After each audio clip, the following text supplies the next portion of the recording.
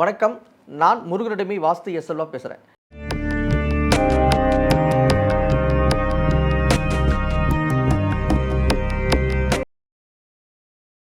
இப்போ ஒரு வீடு பாழடைந்து போகுது, இல்லை ஒரு வீட்டில் வந்து சூசைட் நடக்குது அப்படின்னா அந்த வீட்டில் கட்டாயம் ஒரு வாஸ்து குறை இருக்கும். அப்படி வாஸ்து குறை இருந்தால் தான் இந்த மாதிரி பிரச்சனை வரும்.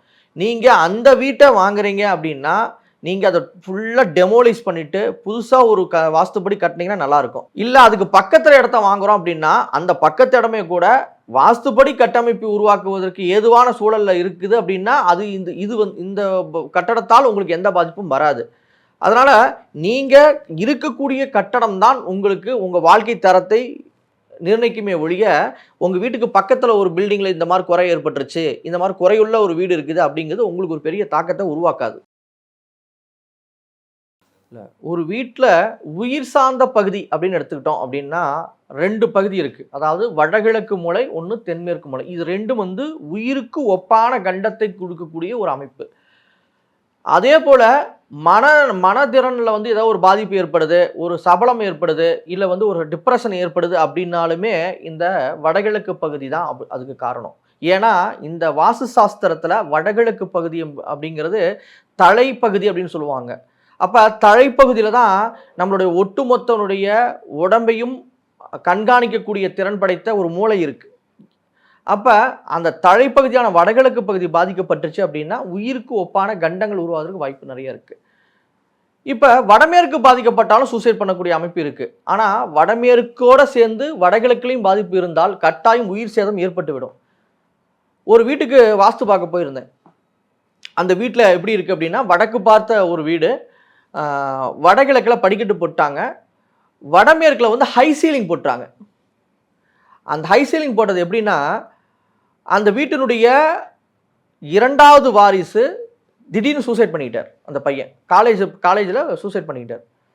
இவங்களுக்கு ஒன்றுமே புரியல. அதாவது என்ன காரணம், எதனால் இவன் இறந்தான் அப்படின்னு கூட அவங்களுக்கு கண்டுபிடிக்கவே முடியல. இது வரைக்கும் கண்டுபிடிக்க முடியல. வீட்டுக்கு வரவங்களாம் வந்து வடகிழக்கு படிக்கட்டு அப்படிங்கிறது பார்த்தோன்னு சொல்லிடுறாங்க, வடகிழக்கு படிக்கட்டு தப்பு தாங்க அப்படின்னு சொல்கிறாங்க. ஆனால் இங்கே ஹை சீலிங் அப்படின்னு இருக்குது பார்த்தீங்களா, வடமேற்கு. இந்த வடமேற்கில் ஒரு பாதிப்பு அப்படின்னா தான் சூசைட் பண்ணக்கூடிய மனநிலையை உருவாக்கும். அதே போல் வடமேற்கில் வடக்கு பார்த்த நீச்ச வாசல் இருந்தாலும் அதே மாதிரி பாதிப்பு தரும்.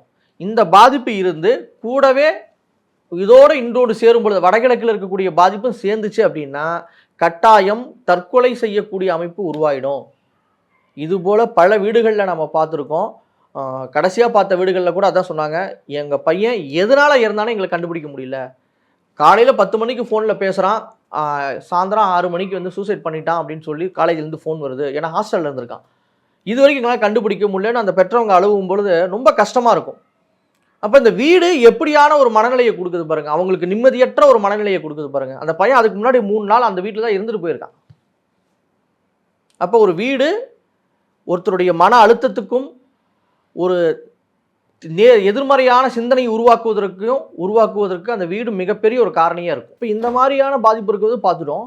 நெகட்டிவ் தாட்ஸ்லாம் வரக்கூடாது, எப்பயுமே நான் எதிர்மறை ஆற்றலோடையே இருக்கணும் அப்படின்னா ஒரே ஒரு விஷயந்தான், கிழக்கு பகுதியில் சூரிய வெளிச்சம் வீட்டுக்கு வருவது போல் கட்டமைப்பு இருக்கணும்.